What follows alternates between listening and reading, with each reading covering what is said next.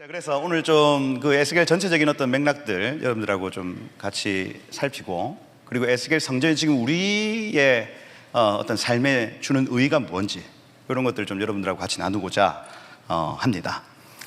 들어갈 때에 에스겔서는요, 종말론에 대한 얘기인데, 이 세대 가운데 풀어지는 종말론은 두려움의 종말론입니다. 그래서 종말론, 요한계시록 뭐 이런 것들 강의들을 들어보면, 야, 장차 환란이 있대, 야, 두려워.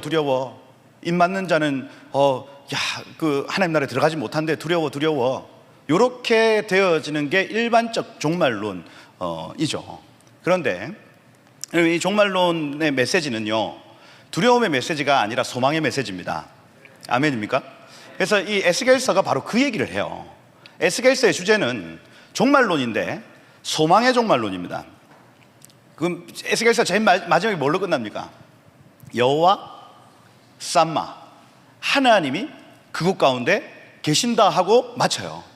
그럼 무슨 얘기냐면, 우리의 종말론의 끝에는 하나님이 함께 하시는 겁니다.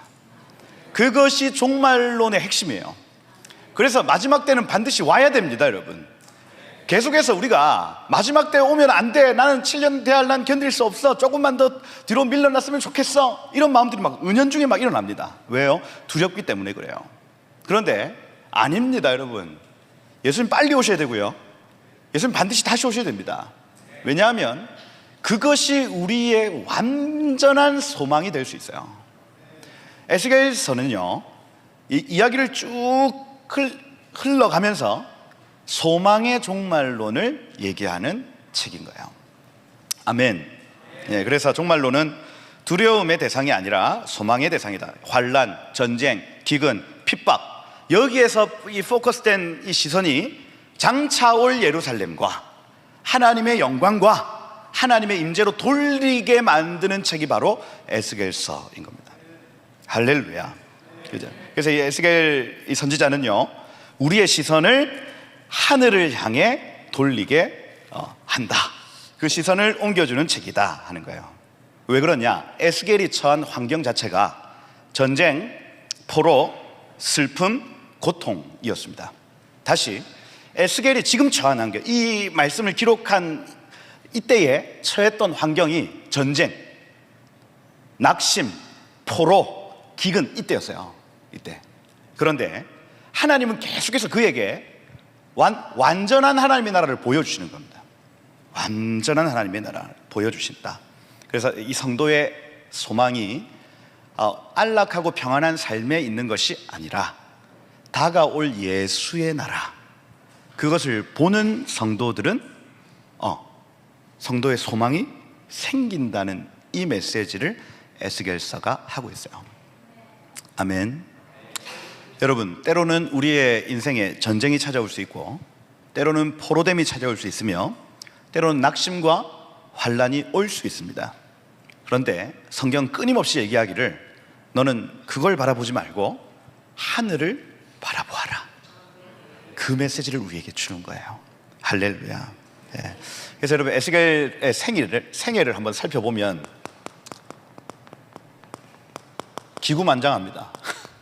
18살의 에스겔이, 이때가 BC 605년도였습니다.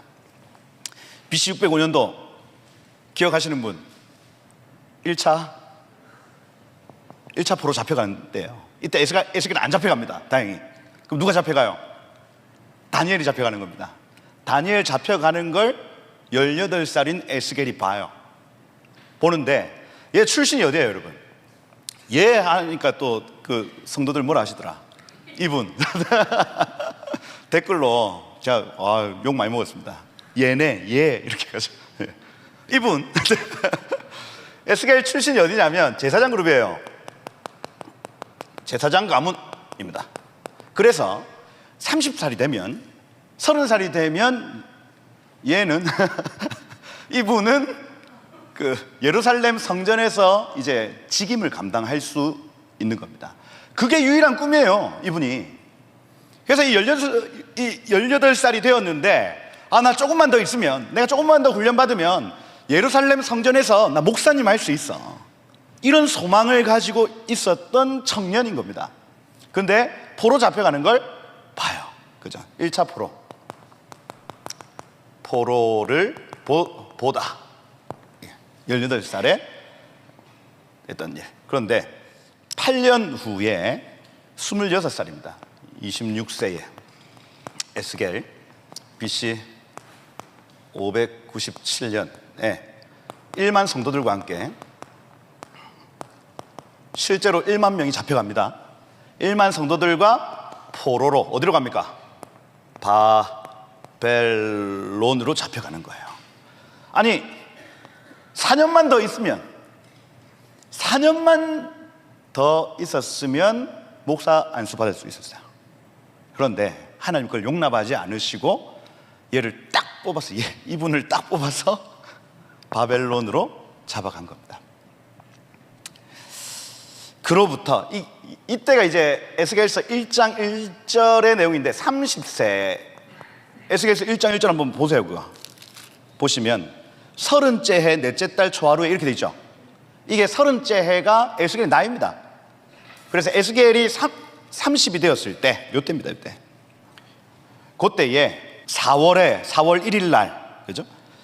요때 하나님이 제사장이 아니라 선지자로 불러요. 자로 콜링이 나타납니다. 그래서 1장부터 3장까지가 이 콜링을 받는 내용이에요. 하나님이 에스겔을 부르는데 처음엔 내 생물 먼저 보여줍니다. 그래서 막 독수리, 뭐 소, 사람 뭐 이런 거 막 보여준단 말이에요. 그거 다 사역자들 모습이거든요. 야 독수리처럼 섬겨라, 소처럼 섬겨라, 사자처럼 섬겨라, 그 얘기입니다. 그런데 그 다음 환상이 바퀴 달리 걔네들 다리에 그분들 다리에 바퀴가 달려가지고 막 돌아다니는 장면을 봐요. 그건 뭡니까? 네가 앞으로 사역자가 되어서 요런 특징을 가지고 사역을 하는데 온 천하를 다니게 될 것이다. 뭐 이런 얘기입니다. 그죠? 그 다음에 봤던 환상이 궁창, 하늘 위에 있는 나라의 모습을 보고 그 다음 네 번째 환상이 그 궁창 위에 있는 보좌의 모습을 봅니다. 그렇게 에스겔의 그 소명을 확인시켜줘요. 너는 온 나라를 다니면서 이제 예언하고 다닐 건데 궁창 위에 있는 하늘의 모습, 궁창 위에 있는 보좌의 모습을 사람들에게 알려줄 것이야. 그게 1장부터 3장까지의 내용이에요. 소명. 그렇게 선지자, 제사장, 자기가 원하는 제사장적 직무가 아니라 너는 이제 선지자로서 내가 불렀어 하고 콜링하는 내용. 그리고 36세, 네 번째 36세에 그러니까 그로부터 한 6년 후에 586년이죠. BC 586 이때 뭐가 있었습니까? 3차 포로 잡혀오면서 예루살렘 성전이 완전히 파괴되는 내용. 무슨 얘기예요? 자기 직장이, 자기의 현장, 내가 그토록 사모했던, 내가 그토록 꿈꿔왔던 내 목사 안수 장소, 거기가 다 무너지는 거를 봤습니다. 그러니 첫째, 개인적으로 자기의 꿈이 다 무너지는 시간. 내 꿈, 내 18살 때부터 꿨던 그 꿈, 야 멋지게 사람들 앞에서 제사장적 직무를 내가 감당하겠다, 이 꿈이요 36 됐던 해에 다 무너집니다. 다 아예 완전히 무너집니다. 그러고 바벨론에 지금 포로 잡혀 있어요. 빌지 않으면 먹을 수가 없는 상태. 그죠? 가난, 자기의 꿈의 모든 꿈 다 무너져 있어. 국가 사라졌어요. 여러분. 전쟁 중에, 포로 중에 가장 낙심한 그 시간에 그때부터 하나님이 보여주시기 시작하는 겁니다. 보여주세요. 그래서 오늘날 성도들에게 뭐라고 지금 메시지를 하고 있냐면, 나 포로임에도 불구하고 나 행복해요. 이해가 되세요, 여러분? 에스겔서를 쭉 읽다 보면 에스겔이 지금 이 천 환경 속에서 어떻게 하나님 나라를 섬기고 어떤 마음으로 살아가고 있는지를 볼 수가 있습니다. 여러분, 지금 마지막 때입니다. 여러분, 마지막 때 어떤 일이 어떻게 일어나도 이상하지 않을 법한 전쟁, 비록 전쟁과 기근과 핍박, 그 다음 뭐예요? 환난 날이 다가와도. 그거 우리 찬양 잘 하잖아요. 근데 실제로 여러분 전쟁이 나고 기근이 일어나고 핍박이 일어난다 생각해 보시죠. 그 찬양 할 수 있겠습니까 여러분? 근데 믿음의 선배들이, 여기 지금 에스겔 같은 자들은요, 그때를 어떻게 지내오는가를 우리에게 보여주는 거예요. 아멘. 그래서 에스겔서를 읽으면 믿음이 생기는데, 내 삶의 나의 환경과 나의 어떤 그 삶의 컨디션이 나의 신앙을 좌지우지할 수 없다는 믿음이 주어지기 시작할 겁니다. 아멘. 그래서 그 근력, 믿음의 근력이 생겨나시기를 축복해요. 아멘입니까? 네, 생겨야 된다. 결국 어디까지 보느냐? 여호와 쌈마, 이 하늘 성전의 모습까지 살펴보는 거예요. 살펴본다. 어렵나? 그게 하늘 성전 봤던 때가 요거까지만 얘기할게요. 52세입니다. 52세. 요때 에스겔 성전 환상을 봤어요. 그러니 어마어마한 시간 동안, 그죠?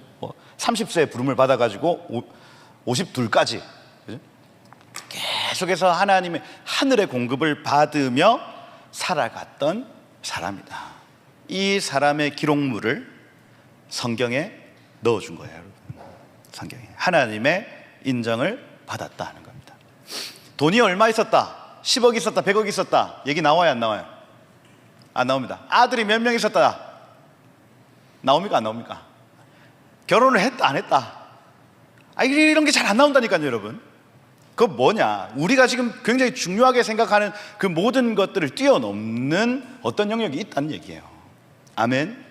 그러니 제가 올라오면 계속 그 말씀을 드리지만, 우리가 처한 환경에서 결혼을 한 자는 그 결혼을 한 그 환경에서 최선을 다해 주를 섬기는 겁니다. 결혼을 하지 않은 자는 그 결혼을 하지 않은 그 환경에서 최선을 다해 주를 섬기는 거예요. 아멘입니까? 하루하루. 그게 주님 오실 길을 예비하는 그 방법입니다, 여러분. 아멘. 거기에 막 매여가지고 나는 왜 목사님이 인정 안 해주냐, 그렇게 할 필요 있다 없다. 찬양팀이 제일 만만하니까 이렇게 싱어면 싱어의 자리에서 최선을 다해서, 나는 왜 내가 찬양도 엄청 잘할 수 있는데 왜 나 안 시켜줘? 그 생각이 딱 들어오는 순간부터 계속 짜증만 올라올 겁니다, 여러분.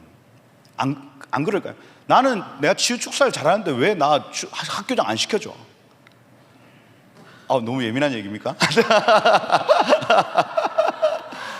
그 생각이 딱 사로잡힌 순간부터 그의 인생은 천국의 인생이 아니라 지옥의 인생이에요, 지옥의 인생.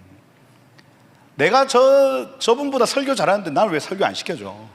다 똑같다니까요, 여러분. 그거 뭐냐? 오늘 지금 나에게 허락하신 그 환경 안에서 내가 양측이면 그 양치는 그 앞에, 내가 군대 장관이면 그 군대 장관의 그 일 앞에 최선을 다해 그 하루를 살아내는 것. 아멘 한번 해보세요. 그것이 지금 하나님이 여러분 우리에게 요구하시는 삶이라는 겁니다. 자녀가 없습니까? 그럼 자녀가 없는 그 모든 삶에서 얼마나 헌신할 수 있어요, 여러분? 자녀가 있습니다. 그럼 자녀가 있는 그 삶에서 또 얼마나 헌신을 할 수 있습니까? 제가 이 얘기를 몇 번 했던 것 같아요. 그죠? 자녀가 있으면 자녀가 있는 만큼 또 문제가 생기죠. 그러면 그 문제투성이 속에서 살아가면 지옥의 인생입니다, 여러분. 자녀가 없으면 저 있는 것들 이렇게 하는 순간부터 또 이 지옥과 같은 인생이 시작되는 거예요, 여러분. 그럼 뭐냐? 하나님이 허락하신 그 환경 안에서 내가 이 땅을 바라보지 않고 하나님 당신은 지금 뭘 원하십니까? 하고 추구하며 살아가는 삶입니다. 아멘. 3일 기도에 나오신 여러분 축복해요. 다시 다짐하세요, 여러분. 그죠? 3일 만에 실패했다면 괜찮습니다. 다시 또 마음 먹으면 돼요. 할렐루야. 네. 그렇다. 이걸 52까지 이렇게 살았대요. 그 이후의 삶은 또 안 나타납니다. 어떻게 죽었는지 안 나타나요. 안 나타난다. 와, 이 얘기 하려면 큰데 에스겔서의 구조 집에 간 거 아니죠? 왜 다 조용해요? 불안하게. 재미없습니까?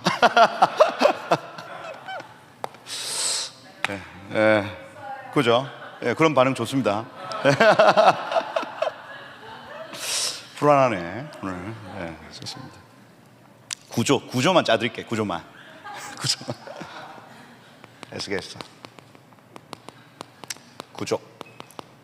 구조를 잘 짜야 길이 보여요. 길이. 에스겔서 잘 읽는 방법 가르쳐 드릴게요. 1장부터 3장까지 아까 뭐라고 했어요? 에스겔의 소명과 사명이에요. 네 가지 환상 아까 얘기를 했습니다. 그죠?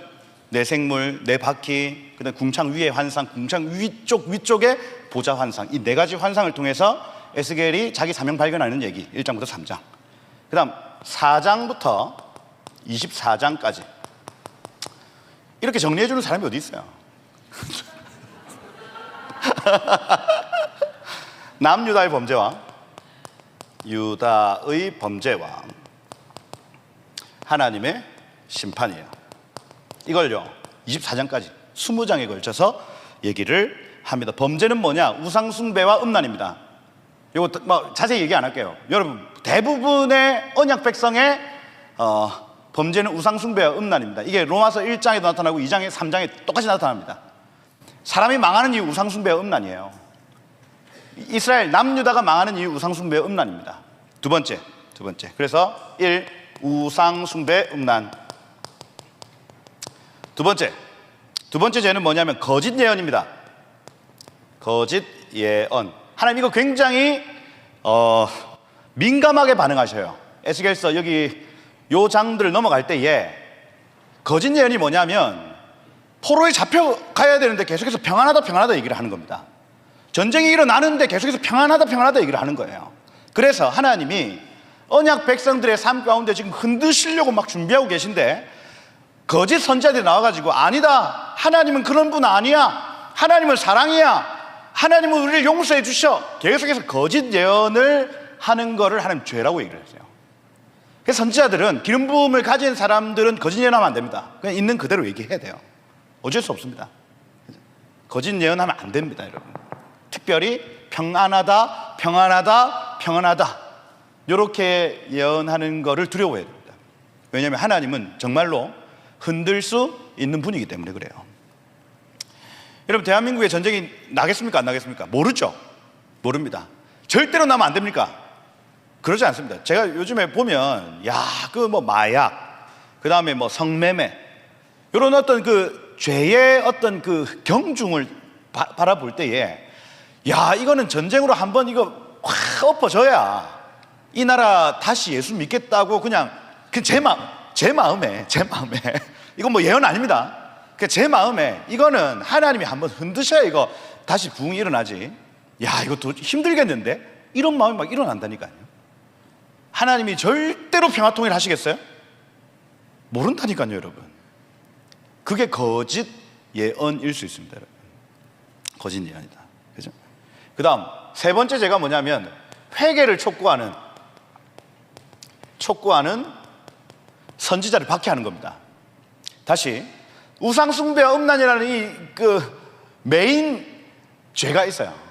중심되는 죄가 있는데 그것 때문에 하나님이 징계하시려고 하는데 선지자들 나와서 아니다 이렇게 얘기를 합니다. 그거 죄라고 얘기해요. 그 다음 세 번째, 회개해라 촉구하는 선지자들을 오히려 핍박하고 있는 겁니다. 그게 남유다의 죄예요. 그래 하나님 어떻게 합니까? 쓸어버리죠. 돌 위에 돌 하나도 남지 않고 다 쓸어버립니다, 여러분. 없어진다고요. 나라 자체가 없어지는 상황이 586년 아까 에스겔의 생애 가운데 그걸 본 겁니다, 여러분. 봤어요. 그게 4장부터 24장까지. 그러면 25장부터 32장까지 뭐가 나올까요? 그러면 이 남유다 유대인들의 죄가 나타났네요. 그러면 누구의 죄가 나타나겠어요? 열방의 죄겠죠. 열방의 죄와 하나님의 심판 되겠네요. 이게 여러분 유대적인 관점에서는 우리 인생이 이렇게 나선형 형태로 되는 거를 여러분 꼭 이해를 하셔야 된다. 그죠? 그래서 보시면 유대인들이 죄 지어가지고 하나님께 두드려 맞는다. 이방인들이 죄 지어서 하나님께 두드려 맞는다. 요게 에스겔서의 흐름입니다.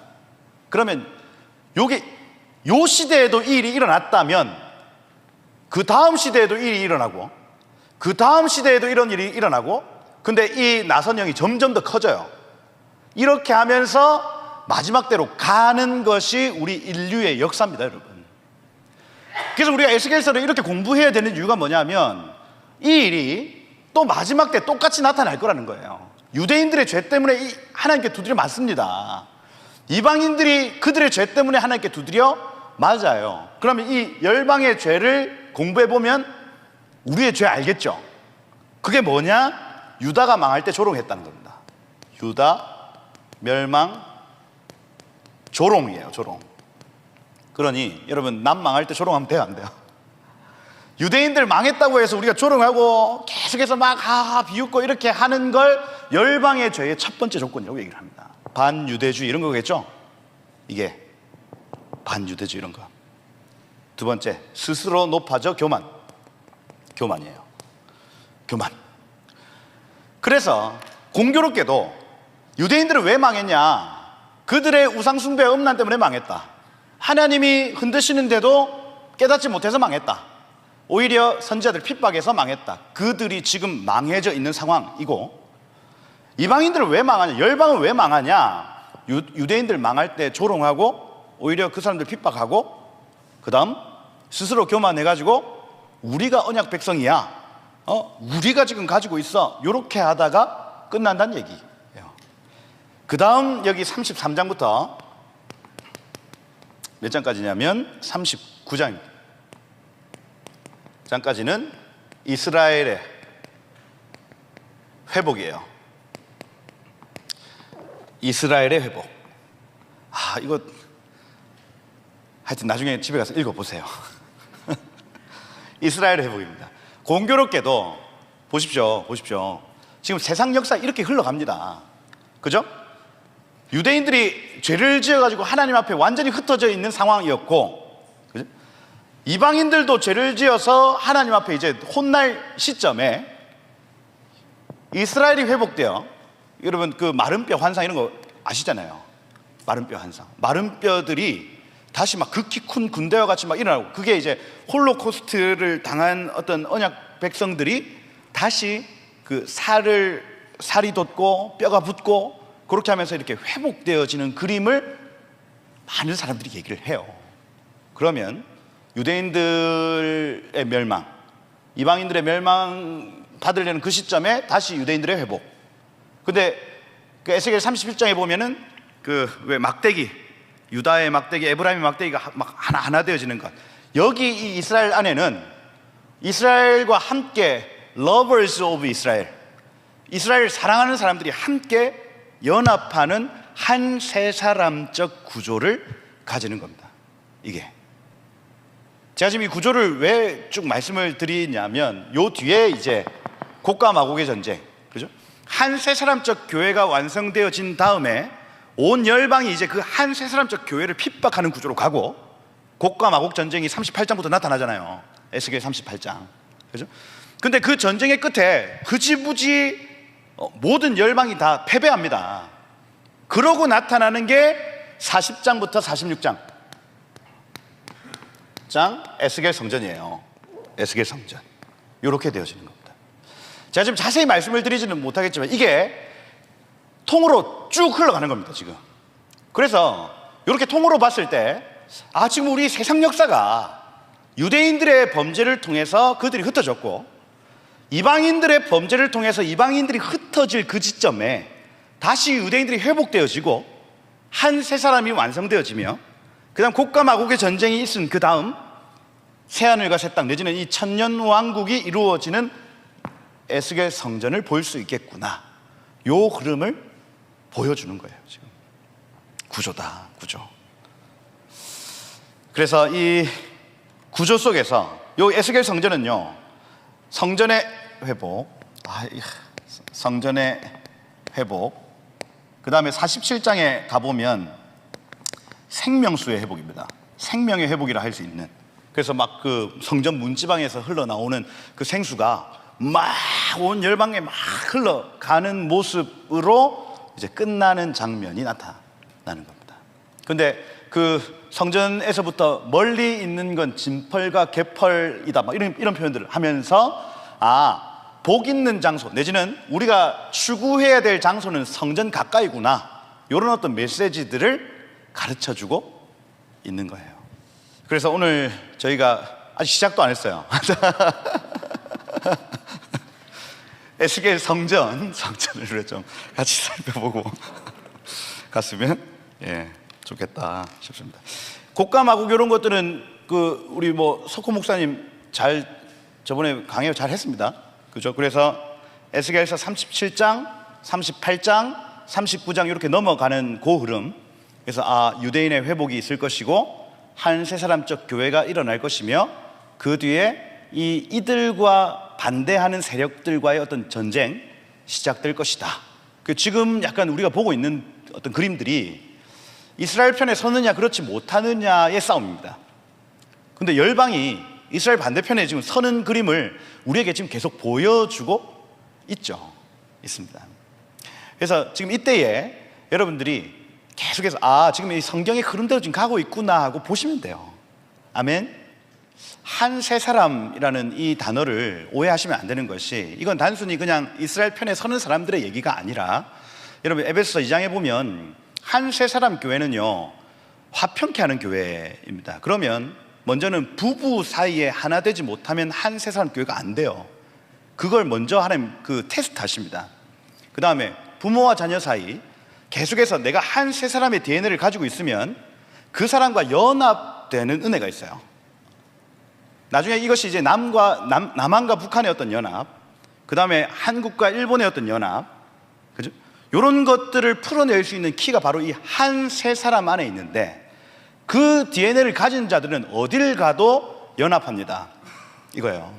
그러면 여러분들이 오늘 이 메시지를 듣고 이스라엘 편에 서겠다, 이스라엘과 이방인과 유대인이 하나 되어지겠다 하는 이 DNA를 내가 가졌다면, 그때부터 막 이스라엘 위해서 막 기도해야 됩니다 차원이 아니라 오늘 내 옆에 있는 이 사람과 하나 되겠습니다 하고 고백되기 시작하는 거예요. 아멘. 그것이 굉장히 실존적 신앙인 거예요. 저 멀리 있는 이스라엘 사람들을 사랑하기는 참 힘들잖아요. 유대인들 만나봤어요, 여러분?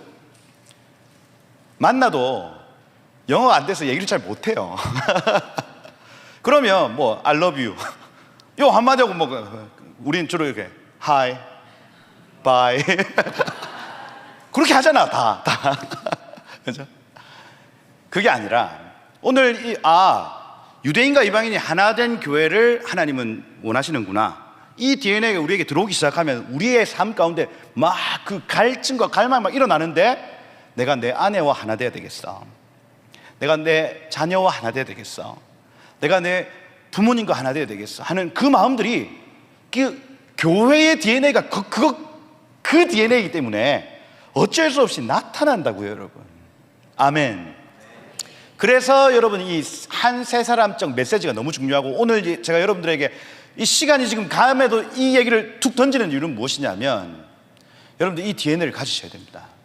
마지막 때 선교는 이 DNA 없으면 못해요. 못합니다. 이 DNA 없이 연합을 이루려고 하면 혼합이 됩니다. 혼합. 안 돼요. 그래서 그 에베소서 2장에 나타난 그 하나님의 교회의 그 DNA를 여러분 가지시길 축복해요. 아멘. 그래서 이스라엘 사랑하겠다고 결정하면 내 옆에 있는 사람부터 사랑하기 시작하는 겁니다. 아멘. 하나 되시길 축복해요. 그거다, 그거. 거기 40장에 한번 가보세요. 제가 에스겔서 전체를 말씀을 드릴 수는 없고 40장에 가보시면 40장부터 에스겔 성전에 대한 얘기가 나타납니다. 에스겔 성전 왜 중요하냐면, 여러분 에스겔 성전은 지어진 적이 있습니까? 없습니까? 없어요. 없습니다. 이 땅에, 지상에 한 번도, 단 한 번도 이건 지어져 본 적이 없습니다. 그러면 첫 번째 가능성, 상징일 수 있죠. 상징. 그래서 예수께서 이 땅에 초림하셔서 십자가 사건을 통해서 다시 세운 교회의 모습인가 하고 적용할 수 있습니다. 첫 번째 적용점은 그거예요. 상징이다, 상징. 그래서 에스겔 성전의 모습을 이렇게 쭉 살펴보면서 우리가 이 모습을 가져야 되겠나고 적용할 수 있다 하는 겁니다. 이게 첫 번째 가능성이에요. 두 번째 가능성은 장차 세워질 성전이겁니다.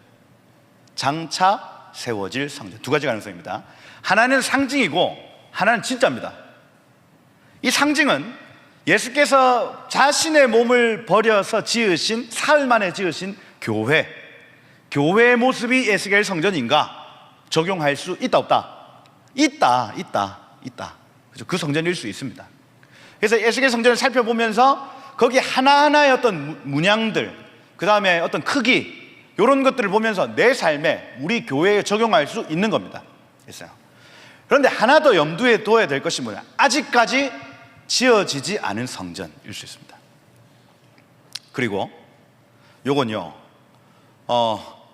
언약 백성들에게 지으라고 명령하지 않습니다.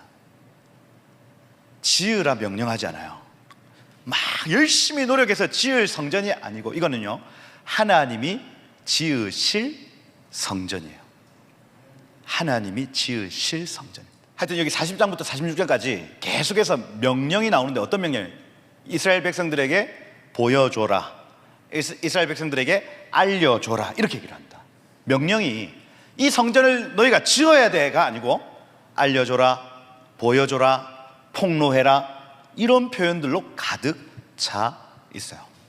그래서 에스겔 성전은 사람이 짓는 성전이 아니다. 에스겔 성전은 하나님이 지으시는 성전이다. 이렇게 알 수가 있습니다. 에스겔 성전이다. 여기 40장 1절에 보면 이렇게 되어 있습니다. 우리가 사로잡힌 지 25째 해, 이렇게 되어 있어요. 언제 사로잡혔어요? 아까 597년에 사로잡혔다.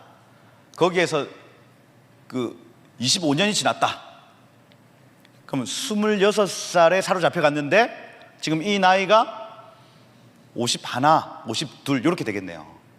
그래서 52 정도 때에 봤던 환상이네요. 그렇게 보면 되겠다. 성이 함락된 후 14째 해, 이렇게 돼 있죠.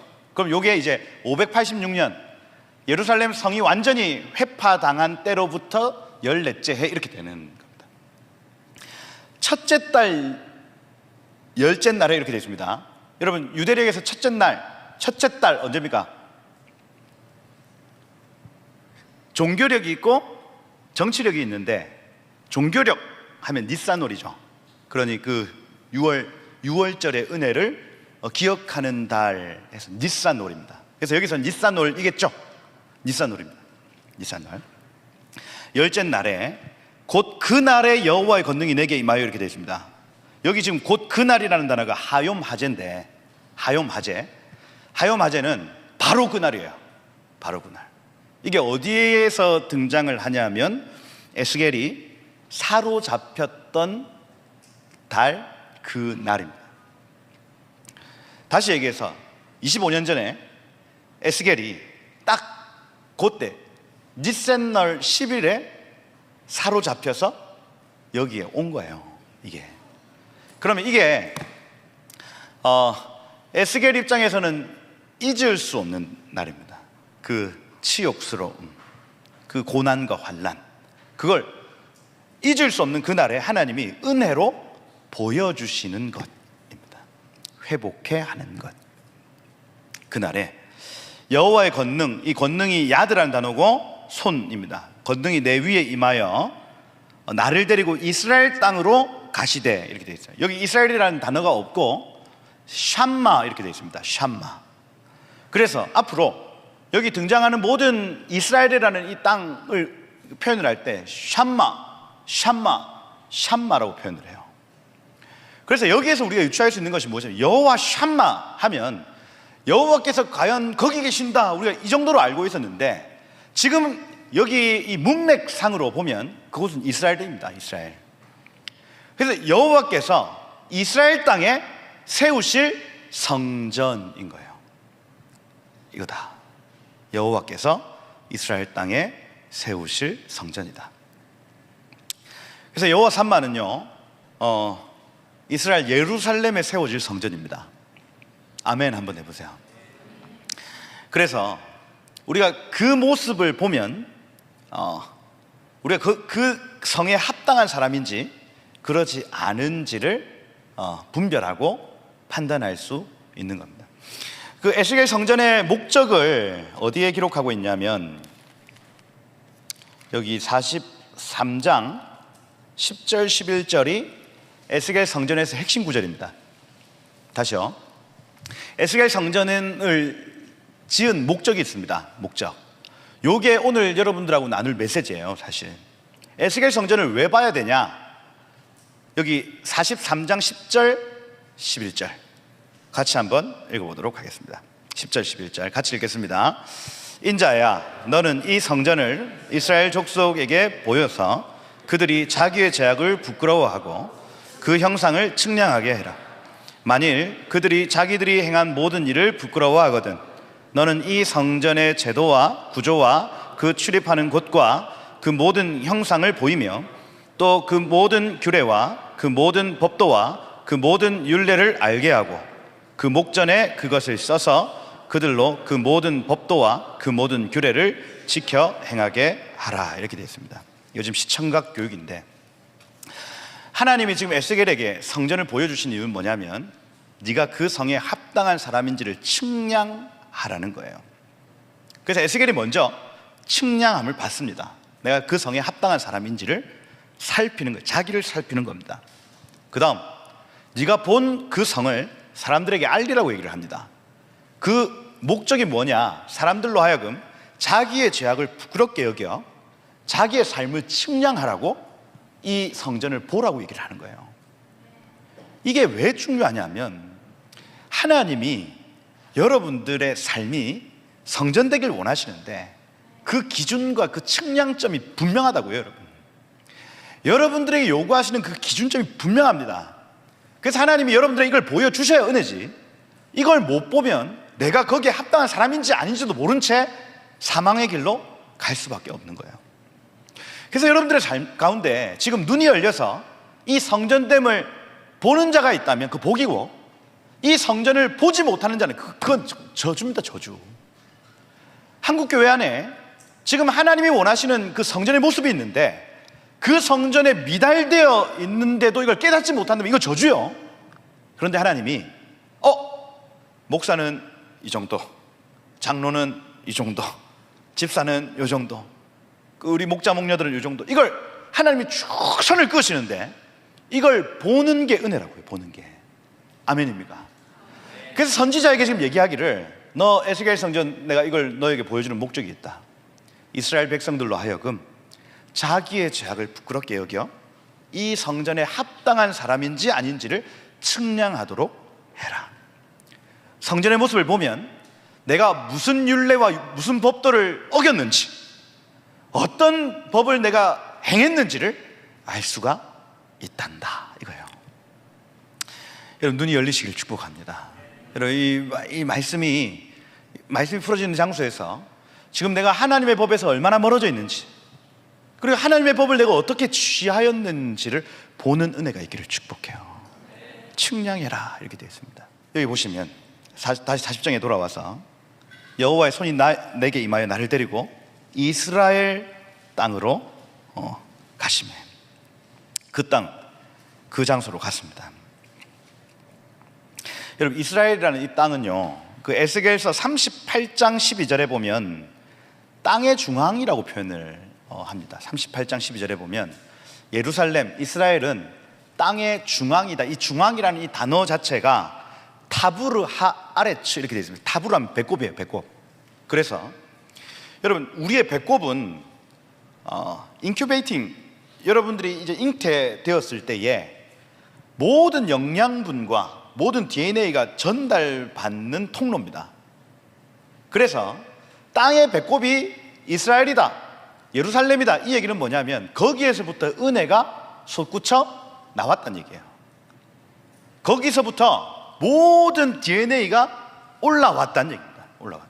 그래서 아시아, 유럽, 아프리카, 그 길목에 이 이스라엘이라는 이 나라가 떡 존재하는 이유가 뭐냐면 거기에 배꼽이라는 거예요. 배꼽. 은혜가 솟구쳐 올라오는 장소, 거기가 바로 이스라엘, 예루살렘입니다. 예루살렘.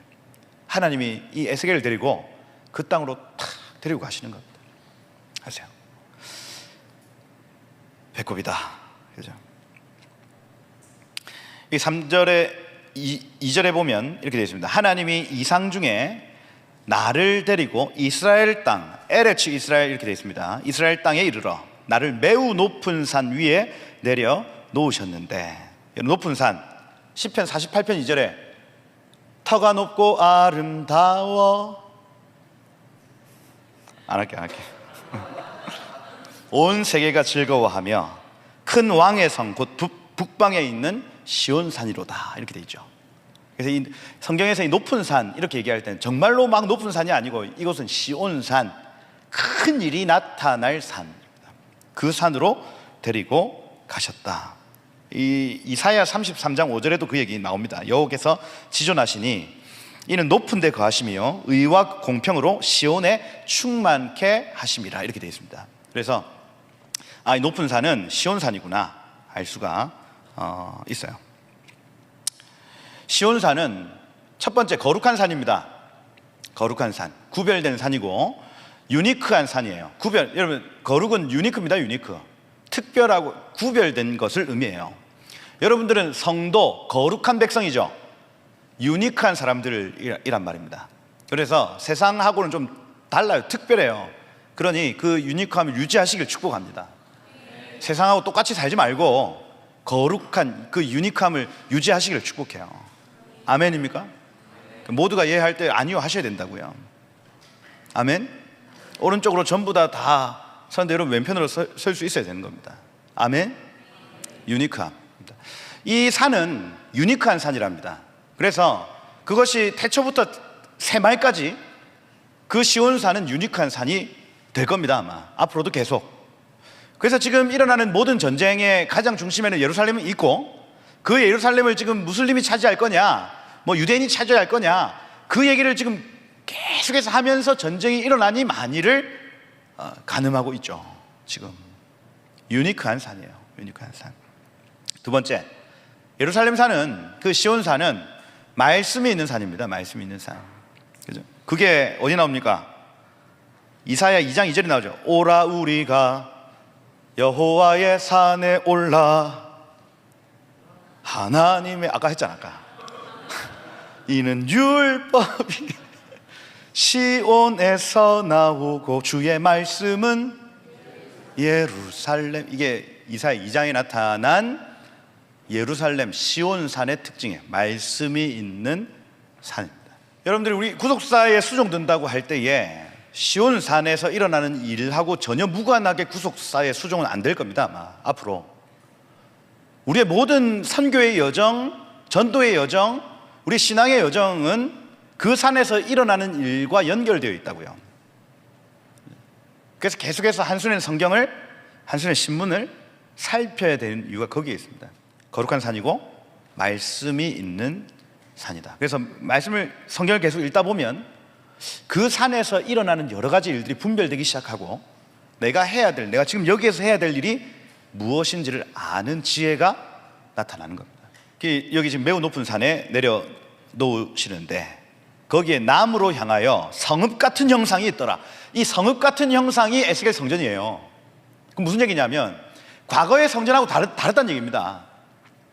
에스겔은 성전이 있을 때 봤다고요. 솔로몬 성전이. 그 성전이 얼마나 화려하고 큰 성전인지를 이 사람은 알고 있었습니다. 18살 때 그 성전에 섬기고 싶다고 막 갈망했던 사람이에요. 그런데 내가 저 남쪽으로 가만히 봤더니 이거는 성전이 아니야. 오히려 이르라는 단어를 사용하는 도시입니다. 도시. 그래서 무슨 얘기냐면 하나님의 성전이 도시와 하나 되어 있는 상태를 의미하는 거예요. 그걸 우리는 천년 왕국 이렇게 얘기를 하는 겁니다. 그래서 여기 지금 에스겔 성전은요, 장차 주께서 지을 천년 왕국 도성을 의미한다 할 수 있어요. 새하늘과 새 땅, 새 예루살렘을 의미한다 할 수가 있는 겁니다. 도시적 성읍 형상 같은 것이 있더라, 이렇게 되어 있습니다. 도시의 모습을 하고 있다. 마지막 오늘 여기까지 할게. 요거만 하고 그만할게요. 이 분위기 잘 파악을 못하겠다 지금. 파악을 못하겠네. 좋습니까? 알겠습니다. 네. 믿고 갑니다. 여기 보면 3절에 보면 나를 데리고 거기에 이르시니 그 성읍 같은 곳에 이르렀습니다. 그런데 놋같이 빛난 사람 하나가 이렇게 되어 있습니다. 놋같이 빛난 사람 이렇게 되죠. 놋은 주로 그 심판을 의미하고 심판을 주관하는 천사 이런 표현입니다. 놋발 이런 표현을 할 때 그걸 반짝반짝 닦으면 빛나는 거예요. 이게 심판을 주관하는 천사 하나가 손에 3줄 하면은 이 3배를 의미하고 린넨으로 길게 줄을 만들어서 이 3배 줄은 긴 공간을 측량할 때 사용하는 것. 그 다음 측량하는 장대 같은 경우는 짧은 사람의 키, 그 갈대입니다. 갈대. 그래서 긴 거는 줄로 측량하고 짧은 거는 갈대로 측량하고, 지훈 집사님은 줄로 측량하고 저는 갈대로 측량하고 이렇게 되는 겁니다. 이게 그죠? 그거예요, 그거. 그러니까 측량하는 줄과 장대를 가지고 문 앞에 딱 서 있다 하는 개념을 가집니다. 그래서 천국 내지는 새하늘과 새 땅의 특징 내지는 천년왕국 도성의 첫 번째 특징이 뭐냐면 지키는 분이 있다는 겁니다. 지키는 분이 있네요. 아무나 들어갈 수 있다 없다. 이게 첫 번째 특징이라고요. 에스겔 성전에 딱 들어갔습니다. 들어가는데 여기 아무나 들어갈 수 없는 공간이네 하고 들어가는 거예요. 지금 왜요? 심판을 맡은 천사 하나가 장대, 이 사람의 크기가 크면은 줄로 아니면 갈대로 탁 측량, 이 도성에 합당한지 합당하지 않은지를 그렇게 체크하고 있는 장면을 먼저 보여주고 있네요. 이 메시지가 왜 중요하냐면, 지금 이때의 이 메시지가 왜 중요하냐, 하나님은 지금 다림줄 내지는 측량줄 내지는 장대, 그걸 지금 탁 대고 있는 겁니다. 지금 어디에? 전 세계 교회 가운데 하나님 지금 이 천년왕국에 합당한 자인지 합당한 자이지 않은지를 줄로 재고 계신다는 겁니다. 이게 에스겔 성전이 지금 말하고 있는 첫 번째 특징이라 할 수 있어요. 우리가 막 폭풍 같은 시간들을 많이 지나왔습니다. 지금 3월부터 시작돼서 여러 가지 소식들을 막 듣고 있는데 결론 하나인 것 같아요.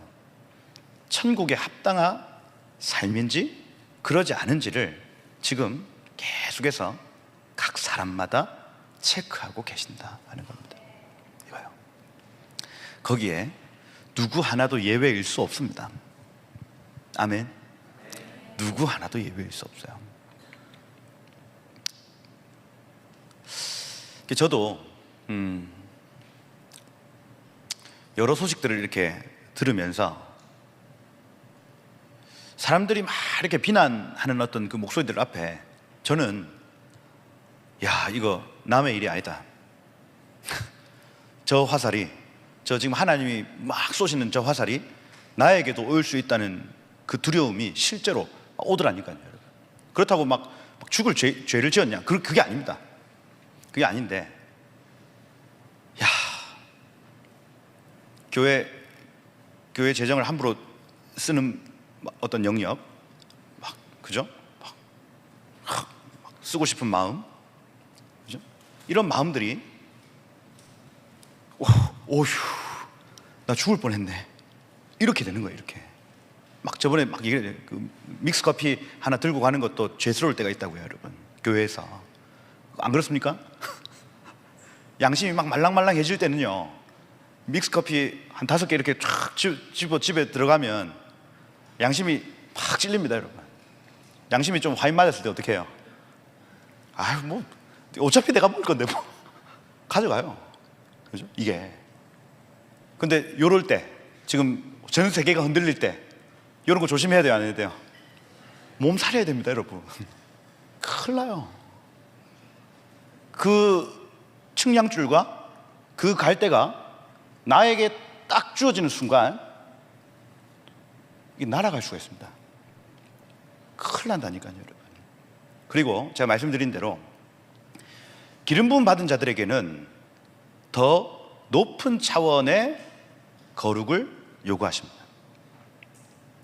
그래서 여러분, 우리가 하나님을 위해서 더 많은 일을 하고 싶어요, 막 이렇게 갈망해서 막 달려가지만 그게 오히려 여러분들에게 더 높은 차원의 거룩함을 유지하는 어떤 그 시간이 되어지는 거예요. 그렇게 하다가 옛날 습관으로 돌아갔다 끝납니다. 끝나요. 날아가는 거예요, 이게.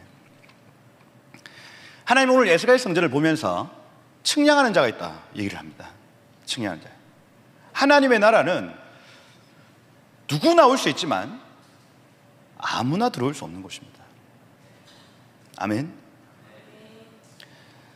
우리 모든 사람들이 하나님 나라를 꿈꾸지만 아무나 그 성에 들어갈 수는 없다는 얘기를 지금 하고 있는 거예요. 그걸 여기 에스겔 성전, 그 은혜로운 에스겔 성전을 얘기하면서 첫 번째로 얘기하는 것이 그 내용입니다. 그리고 다음 주부터 다음번에 올라와서 할 얘기는 담과 벽에 대한 얘기예요. 담과 벽. 그럼 무슨 얘기입니까? 아무나 못 들어온다는 얘기입니다, 여러분. 아무나. 누구나 들어올 수는 있어요. 그런데 아무나 들어올 수는 없는 일이랍니다, 여러분. 여러분, 누가복음 16장에 보면 부자와 거짓 나사로 얘기 나오죠. 거기에 담과 벽이 있습니다, 여러분. 담과 벽. 함부로 넘어갈 수 없는 담과 벽이 거기 있어요. 요한계시록 22장에 보면 새 예루살렘 성이 도성이 나오는데 거기에 가장 먼저 있는 게 벽입니다, 벽. 아무나 못 들어간다는 얘기예요. 그러면 누가 들어가냐 할 때에 누가 들어가냐? 하나님의 그 형상에 합당한 자가 들어갑니다. 아멘. 이거요, 이거. 5달란트 받은 자에게는 5달란트 요구하시고 2달란트 가진 자에 2달란트 요구하시는 거예요. 아멘. 저는 사도 바울은 나 5달란트 받은 자라 저는 믿습니다. 여러분들 그렇게 할 수 있어요, 없어요? 못합니다, 여러분. 못합니다. 그렇게 하나님이 시키시는 일을 해야 된다고요, 여러분. 아멘. 막 나도 내가 사도 바울이다, 물론 그렇게 하시는데 진짜로 사도 바울의 은사가 있으면 해. 근데 제가 볼 때는 없어요. 없습니다. 사도 바울급 없다고요. 그럼 뭐냐? 지금 하나님이 나에게 주신 이 달란트를 가지고 내가 그 달란트만큼 헌신하는 걸 하나님 지금 요구하시는 겁니다. 여러분들에게 많은 걸 요구하시지 않아요, 여러분. 오늘 팁을 드릴게요. 막 내 삶을 갈아서 주께 올려드리리, 지금 그렇게 할 때가 아니라 지금 내가 가지고 있는 것은 무엇인지를 보고, 그리고 이걸 가지고 어떻게 주를 섬겨야 될지를 생각을 해보시라고요. 아멘. 저는 잠이 많을까요, 적을까요? 전 잠이 많습니다, 여러분. 잠이 많아요. 잠을 충분히 자야 돼요. 제가 양길 목사님하고 똑같이 한번 생활을 해봤습니다. 밤에 잠을 안 주무시거든요. 밤을 새가지고 아침 8시, 7시 반쯤 되면 주무셔서 11시 반에 일어나시더라고요. 해봤지. 그 삶이 우울해지더라고요. 다크서클 막 내려오고 막 센치해져요. 왜? 뭐? 뭐? 내가 왜? 안 맞구나. 나하고 다르구나. 옷이 달라요, 옷이. 그죠? 함부로 따라오면 된다, 안 된다? 죽습니다, 그렇게 하다가. 저는 설교 준비하다가 잠 오면 잡니다. 그리고 다시 일어나요. 또 그 맑은 정신에 또 합니다. 그렇게 하다 또 잠이 오면 또 잡니다. 그래서 저희 아내는 엄청 신기해합니다. 어떻게 설교가 당장 1시간 후인데 잠을 잘 수가 있냐고. 그게 내 스타일이다. 저에게 주신 달란트가 있고 목사님께 주신 달란트가 있어요. 이건요, 저분께 더 많다고 제가 막 시기할 필요도 있다 없다? 없다. 저는 제 달란트에 만족합니다, 여러분. 그리고 제가 할 수 있는 만큼 헌신하면 되는 거예요. 그 칭찬이 똑같더라니까요, 여러분. 아멘. 그러니 저 사람이 더 잘하네 못하네, 나는 선택받았네 못 받았네, 그럴 필요 있다 없다? 제발. 그렇게 세운 모든 성은 다 무너집디다, 여러분. 그거 바벨론이에요, 바벨론. 그러면 오늘 제가 팁을 드린다 했잖아요. 여러분들이 가지고 있는 달란트는 무엇인지를 보고, 그리고 그 달란트를 가지고 어떻게 헌신할지를 결정하시는 거예요. 아멘입니까? 네.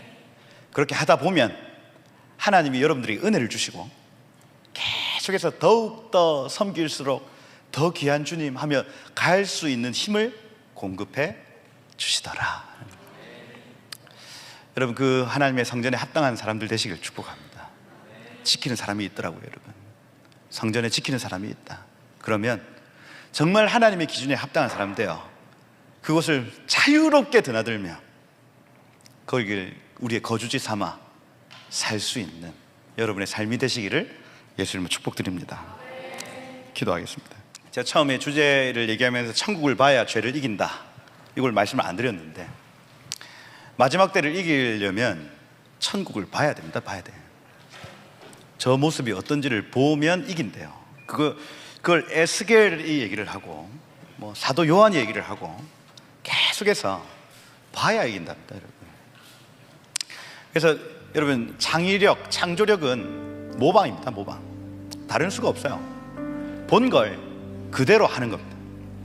여러분들이 오늘 여러분의 눈꺼풀이 벗겨지고 천국의 그 오리지널 그 디자인을 발견하기 시작한다면 여러분들이 이길 것입니다.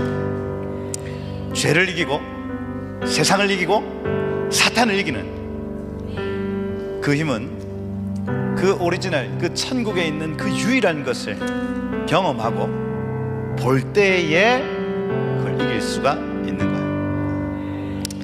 이 시간 한번 좀 기도할 때, 하나님, 오늘 이 에스겔 성전 짧게 봤는데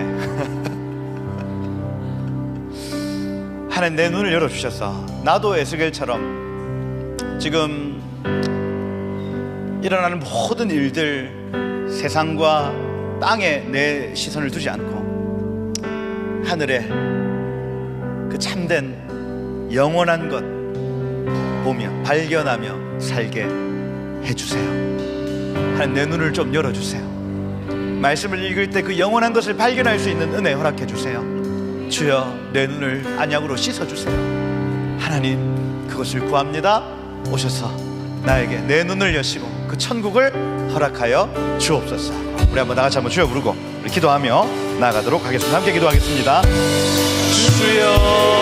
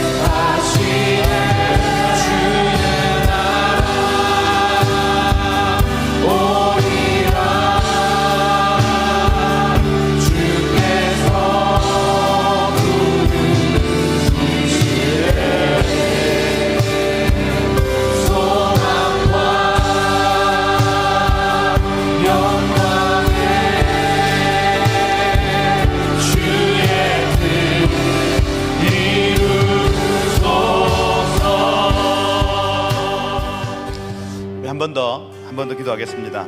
기도할 때 이 시간 좀 그 두려움의 메시지 아닌 소망의 메시지로 바꾸는 기도를 좀 했으면 좋겠는데, 여러분, 천국에 그 거룩을 체크하는 사람들이 있다고 하는 건 한편으로 내가 거룩하지 못하면 저기 못 들어가면 어쩌지 이런 마음들보다 오히려 이걸 반대로 생각해 보면 그곳은 사랑하는 사람들만 존재하는 곳이야. 그곳은 안전한 곳이야. 그곳은 거룩한 사람들이 모인 곳이니까 정말 안전하겠다 하고 느껴지기 시작하는 거예요. 그래서 내가 하나님께 속한 사람들이면 거기에서 두려움을 느끼는 게 아니라 안전함을 느끼는 게 정상입니다. 여러분, 교회에 오는 것 역시 마찬가지입니다. 교회 안에 올 때에 두렵고 떨림으로 막 오는 것이 아니라 안전한 곳에 간다는 느낌, 안전한 곳에 간다는 어떤 확신. 메시지가요, 이 교회 메시지가 아무리 이렇게 거룩하십시오, 죄 짓지 마십시오 이런 메시지가 던져져도 그것이 우리에게 안전함으로 느껴지는 공동체 이거예요. 그래서 이 시간 한번 그렇게 하나님 먼저는 이 교회가 그런 안전한 공동체 되기를 이 시간 축복합니다. 사랑할 수 있는, 하나님 사랑하는 자들의 모임이 될 것을 이 시간 축복합니다. 거룩한 자들의 모임이 될 것을 이 시간 축복합니다. 하나님, 이곳은 안전한 곳입니다. 하나님, 이곳은 소망이 있는 곳입니다. 이곳은 미래가 있는 곳입니다. 한번 이렇게 축복하고요, 더 나아가서 하나님, 저는 이 메시지 안에 안전합니다.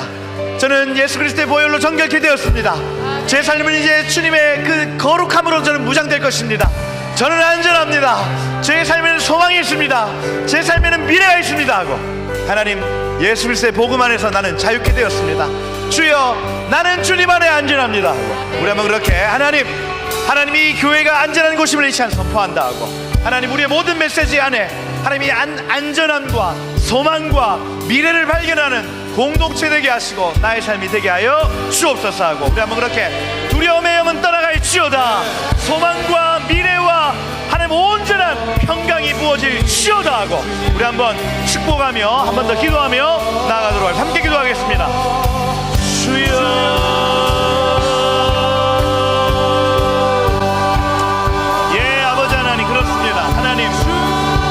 메시지 안에 하나님, 우리가 얼마나 안전한 곳에 있는지, 말씀의 반석 위에 서 있는지, 얼마나 하나님의 임재 가운데 있는지 경험하며 알게 하심을 감사합니다. 하나님, 나는 안전합니다. 하나님, 이 공동체는 안전할 것입니다. 하나님, 이 공동체는 소망이 있는 공동체입니다. 하나님, 이 공동체는 사랑하는 자들의 모임입니다. 하나님, 이 공동체는 거룩한 자들의 모임입니다. 예, 주님, 하나님 나라가 임할지어다. 하나님 나라가 임할지어다. 하나님 나라가 임할지어다.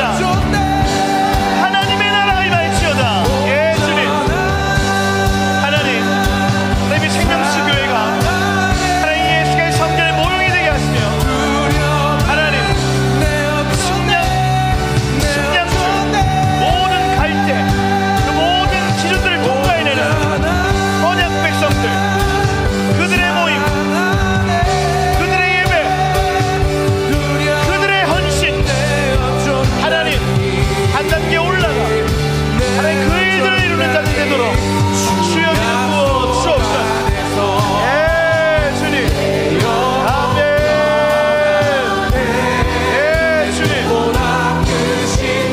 아멘, 아멘. 주님이라시죠.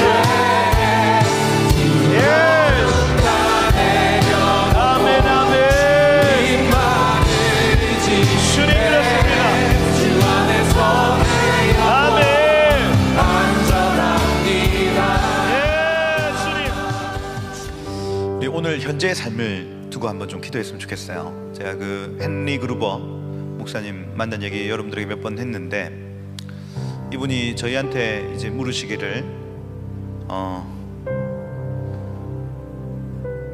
누구를 가장 사랑해야 되는가, 가장 사랑하는 사람 누구냐고 묻고, 주로 이제 제 아내입니다, 우리 아이들입니다 이렇게 얘기를 했더니, 누구를 제일 사랑해야 되냐면 지금 내 눈앞에 있는 이 사람입니다 이렇게 얘기를 하시는 거예요. 내가 가장 지금 집중해야 되는 사람이 있다면 지금 내 앞에 하나님 허락하신 사랑해야 될 그 사람을 사랑하는, 지금 현재 말입니다. 그래서 저도 지금 생명수교회 15년째 있으면서 저희 교회에 와서 같이 사역을 열심히 했다가 막 가신 선교사님 이런 분들 많이 있거든요. 그런 분들 참 같이 동력할 때 참 기뻤습니다, 여러분. 그리고 그분들 막 떠나신다고 할 때 마음이 참 슬펐고 참 마음이 막 이렇게 마음 함께 막 떠나가는 게 막 싫었어요. 그러면 지금도 그분들 막 그리워하면서 제가 그렇게 하고 있겠습니까? 아니죠. 그 정말 바보 같은 일입니다, 여러분. 지금 정말 내가 가장 사랑해야 될 사람이 있다면 바로 내 눈앞에 있는 그 사람입니다.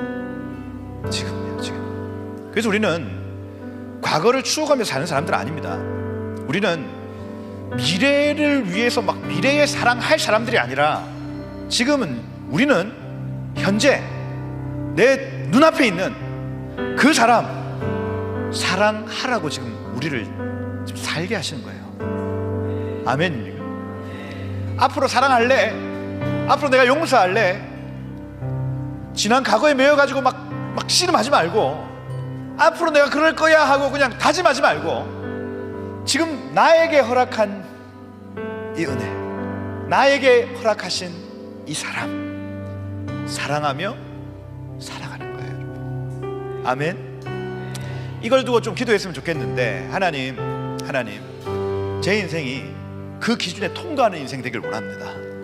하나님이 지금 나에게 자를 딱 댔을 때 통과할 수 있는 인생 되길 원하는데 내가 앞으로 그렇게 할게요가 아니라 하나님 지금 여기에서 내가 뜨겁게 사랑하고 뜨겁게 예배하며 뜨겁게 감사할 수 있도록 나에게 하는 새 영을 허락하여 주옵소서. 여전히 용서하지 못하는 마음들이 있다면 지금 당장 처리하십시오, 여러분. 나중에 용서할래가 아니라 지금 하나님 여러분들에게 카이로스와 같이 기회를 주시는 거예요, 여러분. 하나님 용서할게요.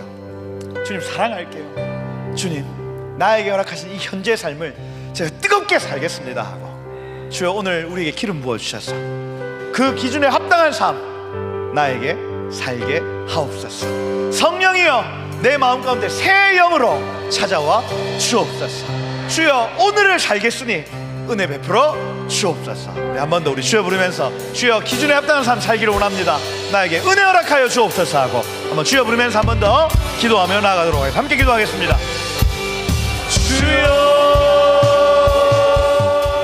믿음 다하여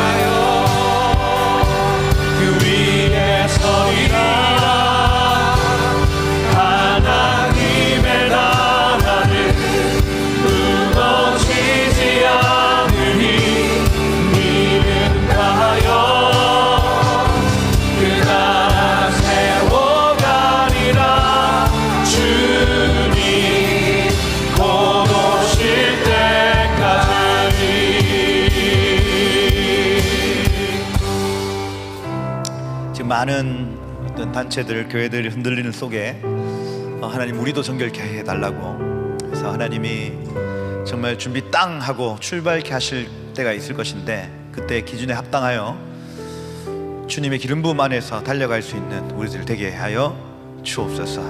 여러분 하나님이 기름 부어 주시면 여러분들이 가지고 있는 자원, 여러분들이 가지고 있는 능력 그거 정말 아무것도 아닌 것이 됩니다. 하나님의 능력, 하나님의 자원이 일하기 시작하는 걸 여러분 보게 되실 거예요. 그러려면 먼저는 지금 기준 그 자로 재고 있을 그때에 그 기준 함량 미달되면 그냥 엎어지는 겁니다, 여러분. 그런데 그 기준에 통과가 되어지면 그때부터는 하나님의 기름 부음이 나를 끌고 가는 거를 경험하실 거예요. 그래서 여러분들의 삶 가운데 지금 이 생명수 교회 마찬가지입니다. 함량 미달이면 이 교회는 그냥 600명 교회로 그냥 멈출 것이고 함량 이 기준에서 통과되어지면 뭐 2배 가득 차게 되었더라 뭐 이런 어떤 예언의 말씀들이 이루어질 겁니다. 그래서 각자에게 하나님이 기준자를 딱 대시는데 이건요 어떤 사람에게는 뭐 재정에 관련된, 어떤 사람에게는 사랑에 관련된, 어떤 사람에게는 헌신에 관련된 각자에게 그 측량줄이 다 다르게 재어질 것인데, 하나님 이 생명수 교회 하나님 거룩하게 하여 주옵소서. 하나님 준비되게 하여 주옵소서. 각자가 자신의 마음을 돌아보아 하나님 그 기름 부음의 자리로 달려갈 수 있는 시간이 되어지도록, 그 계절이 되어지도록 우리를 정결케 하시고, 하나님 우리 안에 있는 문둥병과 같이 퍼져 있는 그 죄가 이제는 멈춰지고, 하나님 정말로 하나님의 거룩한 시간으로 들어가는 복된 시간 되게 하여 주옵소서. 예수 보혈로 날 정결케 하여 주옵소서. 성령의 물로 날 씻겨 주옵소서. 주여 우리가 준비되게 하여 주옵소서 하고 우리 한 번 더 주여 부르면서 우리 기도하며 나아가도록 하겠습니다. 함께 기도하겠습니다. 주여.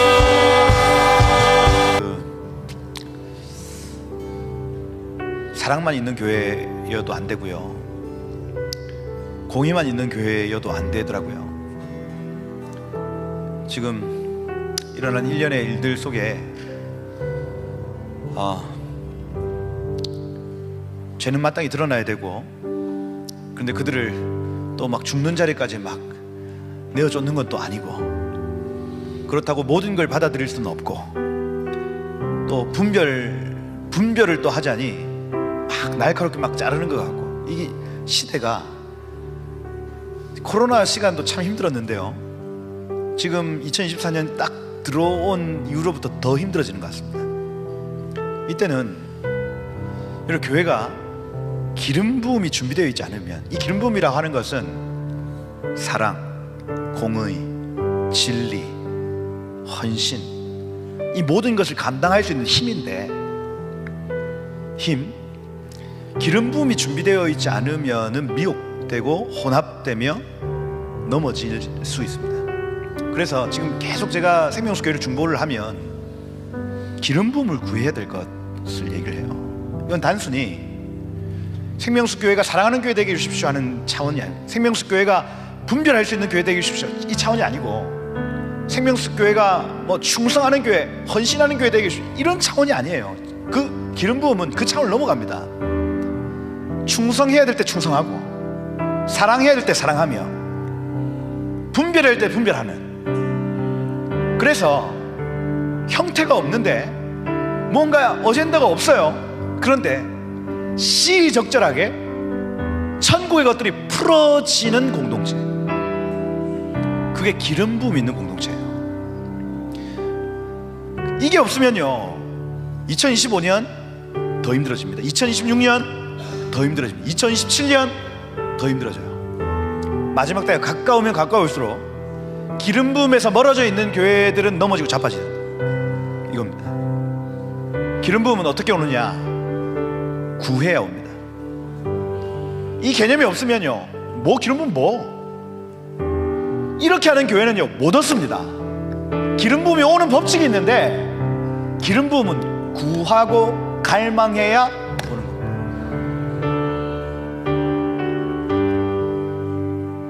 교회를 위해서 기도합시다. 기도할 때에 하나님 이 교회 선교하는 교회 되고 싶습니다 이런 차원이 아니에요. 지금 이제 그런 차원의 기도를 지금 넘어서는 겁니다. 하나님 기름 부어 주옵소서 하는 거예요. 그래서 여기 지금 오중지김으로 준비된 이 성도들 중에 어떤 때는 선지자들이, 어떤 때는 교사들이 시의적절하게 일어나 그 기름 부음의 사역들이 일어나게 하시고, 하나님 이 지역을 변화시키고 열방을 변화시킬 때에 그저 한 어젠다를 10년 전의 얘기를 그대로 하는 교회가 아니라 하나님 기름 부음의 사역들을 감당하는 교회 되게 하여 주십시오. 하나님 예배팀을 기름 부으십시오. 중보자들을 기름 부으십시오. 사역자들을 기름 부으십시오. 우리 목장들을 기름 부으십시오. 그래서 모든 사람들이 넘어진다고 할 때에 하나님 그 기름 부음에 서서 끝까지 충성하다가 끝까지 쓰임받다가 주님 맞이하는 교회 되게 하여 주옵소서. 주여 이 교회가 사모하오니 기름 부어 주옵소서. 주여 사모하오니 기름 부어 주옵소서 하고 우리 한번 마지막으로 한번 주여 부르면서 하나님 기름 부어주세요, 기름 부어주세요 하고 우리 한번 주여 부르며 기도하시다가 돌아가도록 하겠습니다. 함께 기도하겠습니다.